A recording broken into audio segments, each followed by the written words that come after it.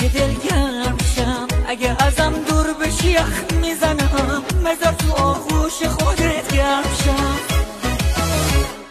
از عشقمون خیلی مراقبت کن، بیشتر این رابطه حساس باش، بیشتر بگو بهم علاقه داری، مراقب این همه احساس باش، مراقب این همه احساس باش.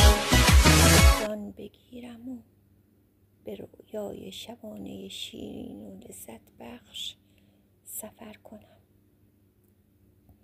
و شبهای زمستان هم با نور چراغ‌های بادیه گردسوز کنار آتش شومینه روی یک صندلی چوبی دستساز بنشینم، کتاب بخوانم و چای بنوشم.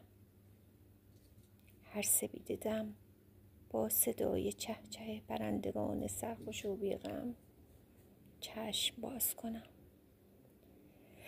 نفسی آسوده و عمیق بکشم و از هوای تازه و جانانه طبیعت جنگل لذت ببرم.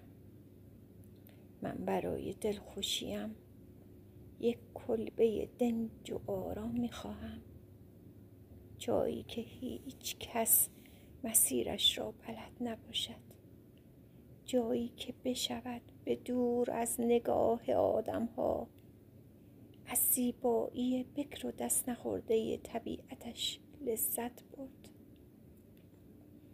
جایی که بتوان بدون هیچ دلهره و تشویشی برای مدتی هم که شده به معنای واقعی زندگی کرد.